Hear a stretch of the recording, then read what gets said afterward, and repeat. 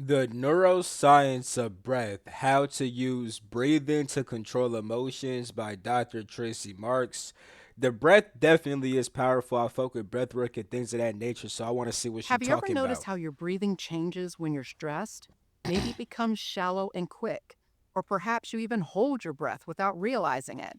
What if I told you that understanding and controlling your breath could be one of the most powerful tools for managing your emotions? Today, we're going to look at the science behind how breathing influences your brain and your emotional state. I'm Dr. Tracy Marks, a psychiatrist, and I make mental health education videos to help you strengthen your mind, fortify your brain, and build resilience. In our last video, we talked about moving from reactivity to resilience. Today, we're diving deep into an effective tool for emotional regulation, your breath. Let's start by understanding what's happening in your body when you breathe. Your autonomic nervous system has two main branches: the sympathetic system, which handles your fight or flight response, and the parasympathetic system, often called the rest and digest system.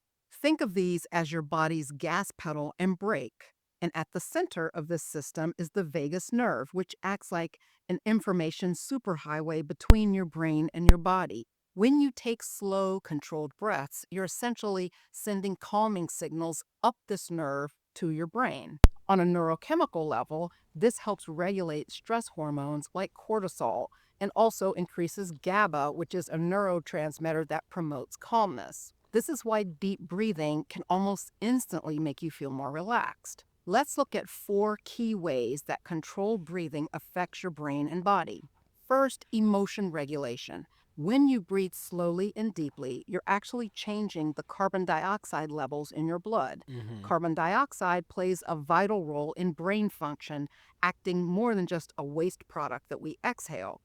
It influences how excitable neurons are, especially in the amygdala, your brain's emotional alarm system. Damn, I did not When know that. carbon dioxide levels drop too low due to rapid, shallow breathing, the neurons in your amygdala become more excitable, making you more prone to anxiety and overreaction. Mm. But when you slow your breathing and allow carbon dioxide levels to stabilize, you create a calming effect, reducing the amygdala's reactivity. It's like turning down the volume on Interesting. your brain's stress response. This effect of low carbon dioxide is one. Yeah, I always be wondering, like, do people who know the brain very well be like in their head, like, right now I'm using my prefrontal cortex. Right now I'm using my amygdala. Right now I'm producing GABA. Right now I'm producing cortisol. Like, do they be doing that shit? I be wondering, yo. One reason why hyperventilation can trigger or worsen panic attacks, and why you sometimes see people breathing into a bag to slow their breathing. You're breathing back in the carbon dioxide and stabilizing your levels. You can get the Mm. same effect without the bag, but if your anxiety is already at DEFCON level 10, you're not going to have the control that you need to shift to slowed breathing. So the Mm. bag helps increase your carbon dioxide levels faster. Second thing I didn't know controlled breathing that. affects is cognitive function. Controlled breathing increases oxygen delivery to your prefrontal cortex. That's the part of the brain responsible for decision making and focus. So, when you're breathing properly, you're feeding your brain what it needs to think more clearly. Mm. Third, body Okay, awareness. word, word, Focused word. breathing enhances what we call interoception, your ability to sense what's going on inside your body.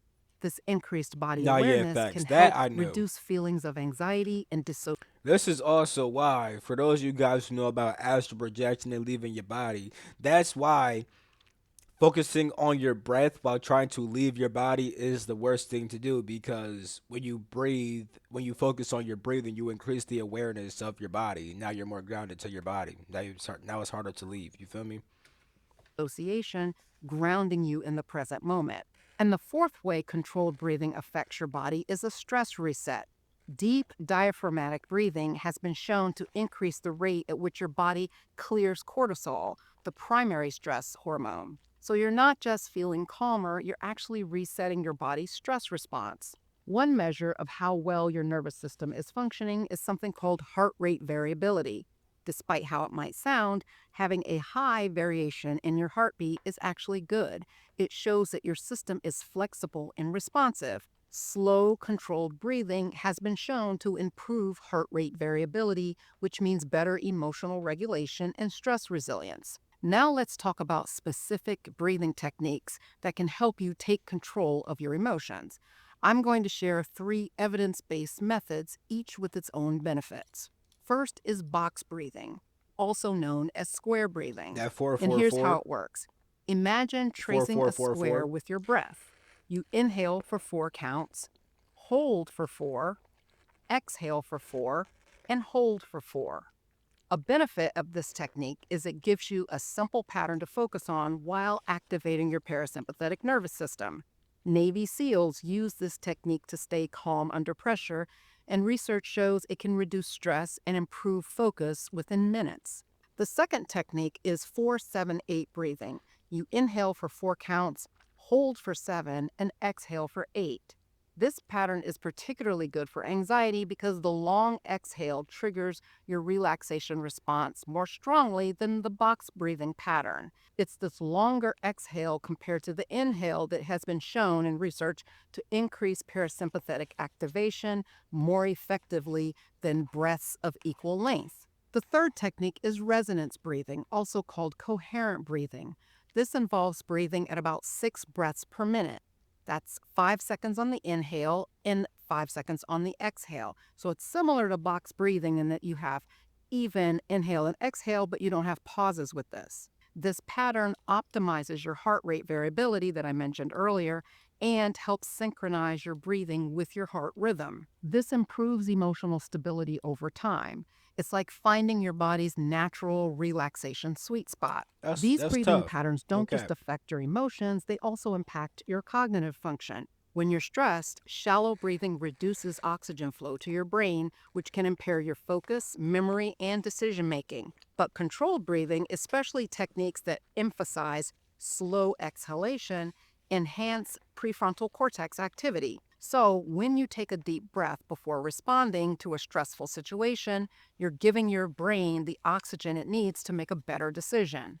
So, when should you use these different techniques? Use box breathing when you need to focus or stay calm under pressure, like before a presentation or during a stressful meeting. The equal ratios make it easier to remember the practice anywhere.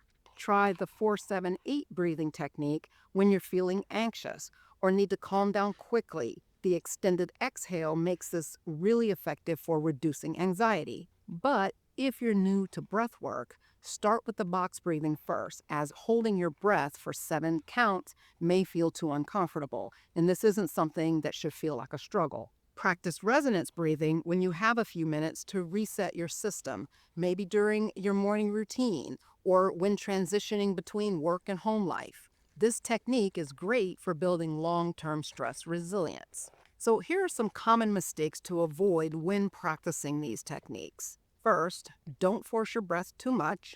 The goal is gentle control, not strain. If you're feeling lightheaded or uncomfortable, just return to normal breathing.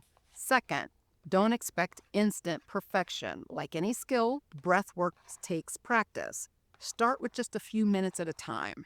Third, don't wait until you're extremely stressed to try these techniques. The best time to practice is when you're relatively calm so that you can build the Yeah, skill for when prevent you the really stress. need it. You know what The I'm best saying? part about Preventative breath work is measures. that it's always available to you.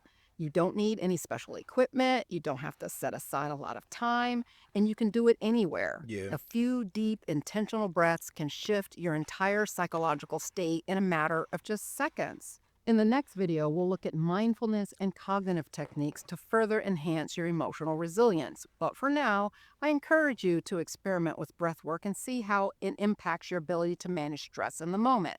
And of course, if you have a medical condition that impairs your breathing, you should check with your doctor to see what kinds of breath work would be appropriate for you. Thanks for watching today. If you found this helpful, make sure. I think that was actually a pretty good video. Cause I mean, I do breath work and stuff like that. You know, I breathe and I know certain breathing, like I do the alternate nostril breathing to balance my active and passive energies. You feel me? And things of that nature and stuff. But I learned something new about how the breath affects the brain and all that. You feel me? So It's pretty dope. But yeah, I'm gonna end the video right here. I love you all. I'm gonna catch you in my next video. Peace. The freak out.